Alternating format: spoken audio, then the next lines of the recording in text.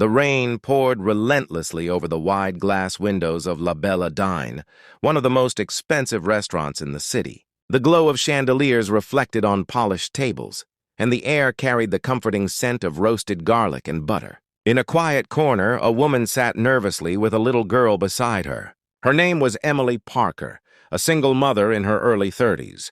Across from her, her 6-year-old daughter Lily swung her legs under the chair, her tiny shoes brushing the floor as she hummed softly. Emily wasn't here for a celebration. She was here for hope. She had been invited to dinner by the CEO of Grant Holdings, a man she'd never met but who could give her the job that might change her life. She'd spent her last savings on bus fare and this dinner, praying that if she impressed him tonight, everything might finally start to get better.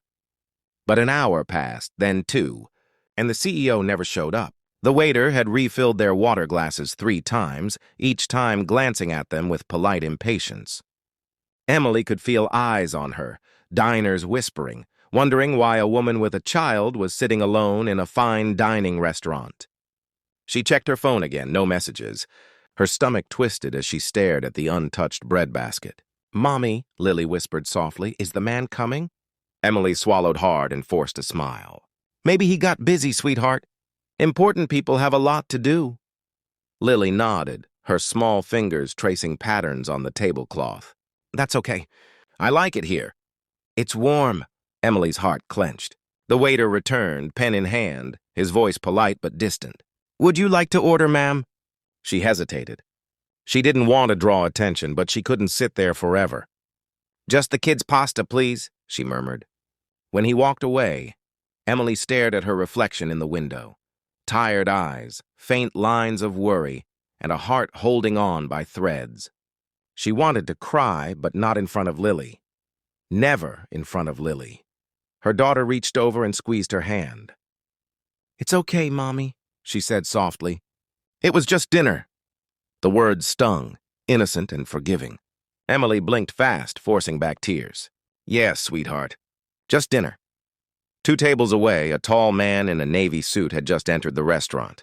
His name was Alexander Grant, the very CEO she had been waiting for. He was late, exhausted, and half distracted by his phone as the maitre d' led him to his reserved table. But before he sat down, something caught his attention.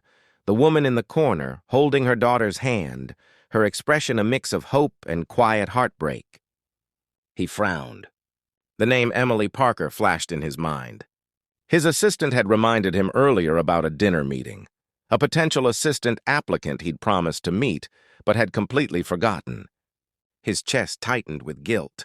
He asked the waiter quietly, "That woman there, her name?" "Miss Parker, sir. She's been waiting quite a while." Alexander exhaled sharply and set down his phone. Without thinking twice, he walked toward her table. "Miss Parker?" Emily froze. When she looked up and recognized him, her breath caught. "Mr. Grant, I thought you weren't coming." "You're right," he said gently, his voice full of regret. "And that's entirely my fault. I owe you a big apology." He gave her a sincere look. "May I sit?" Emily nodded quickly, trying to find her composure. Lily looked up at the man curiously. "Are you Mommy's boss?" "Not yet," he said with a smile, crouching a little to meet her eye level. "But maybe soon." Lily giggled. "You're late," Alexander chuckled, warmth flickering in his tone. "You're absolutely right. I'll make it up to you both with dinner." "Deal? Deal!" she said, her toothless grin lighting up the space around her. The tension eased as the waiter brought menus. Alexander insisted they order whatever they wanted. As they ate, he asked Emily about her work, her experience, her challenges. She spoke quietly, her words careful but full of sincerity. How she'd worked 2 jobs to keep up with rent, how she lost one when Lily got sick, and how she'd taken night classes just to keep her skills updated. Alexander listened intently. There was something in her honesty, her determination, that struck him deeply. He wasn't used to seeing such quiet strength. At one point, Lily began doodling on her napkin. When he asked what she was drawing, she said, "That's Mommy and me. We're best friends." Her voice was full of pride, simple and pure. Alexander smiled. "You're lucky to have each other." Emily's eyes softened. "I know. She's my whole world." He paused for a long moment, something in his chest tightening. For years he'd buried himself in business, money, and power. Yet here, across from him, sat two people who had nothing, and yet everything that mattered. When the dinner ended, he stood and said quietly, "Ms. Parker, I'd like you to start Monday. You're hired." Emily stared at him, stunned. "Are you serious?" "Completely. You showed up, even when I didn't. That tells me what kind of person you are." Her eyes filled with tears. "Mr. Grant, I don't know how to thank you."